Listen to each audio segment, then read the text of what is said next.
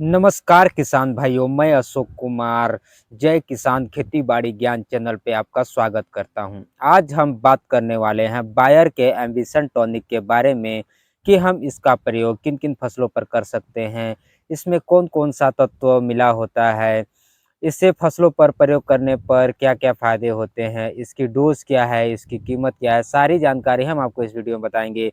इससे पहले यदि आप हमारे चैनल पर नए हो तो हमारे चैनल को लाइक एवं सब्सक्राइब ज़रूर करें, क्योंकि हम इस चैनल पर खेती-बाड़ी से जुड़ी जानकारी डालते रहते हैं।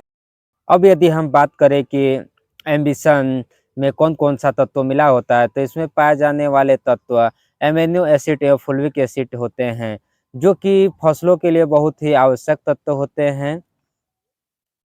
अब यदि हम बात करें कि बायर के एम्बिशन टॉनिक का प्रयोग हम फसलों की किन-किन अवस्थाओं में कर सकते हैं, तो बायर के एम्बिशन टॉनिक का प्रयोग आप फसलों की किसी भी अवस्था में कर सकते हैं। यदि फसल की वेजिटेटिव ग्रोथ हो, मतलब प्रारंभिक अवस्था हो, या जब फल-फूल आने की अवस्था हो, या फिर फल पकने की अवस्था हो, सभी अवस्थाओं में आप बायर के एम्बिशन टॉनिक का प्रयोग आप अपनी फसलों में कर सकते हैं। जब हम बायर के एम्बिशन टॉनिक का प्रयोग अपनी फसलों पर करते हैं, तो यह फसलों को तनाव की स्थिति से बाहर निकालता है।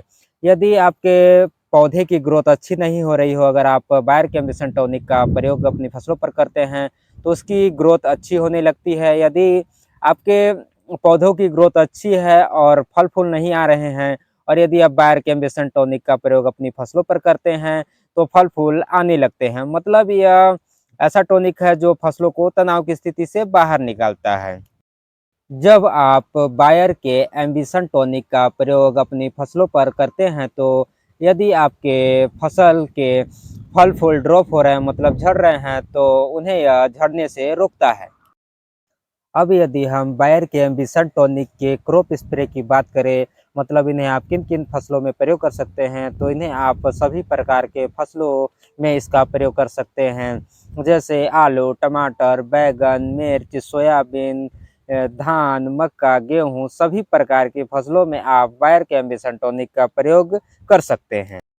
अब यदि बायर के एम्बिशन टॉनिक की डोज़ की बात करें, तो इसे 15 लीटर पानी में 50 एमएल की मात्रा मिलाकर अपनी फसलों में प्रयोग करना चाहिए।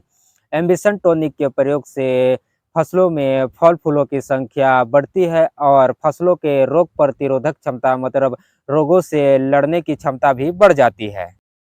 अब यदि एम्बिशन टॉनिक की बात करें, तो आप इसे किसी भी कीटनाशक, फंगिसाइड और एनपीके के साथ मिलाकर इसका प्रयोग आप अपनी फसलों पर कर सकते हैं। अब यदि हम एम्बिशन टॉनिक के प्राइस की बात करें, तो इसके 250 एमएल का पैक लगभग मार्केट में ₹300 के आसपास मिल जाता है। अलग-अलग जगहों पे इसकी कीमत कम या ज़्यादा हो सकते हैं।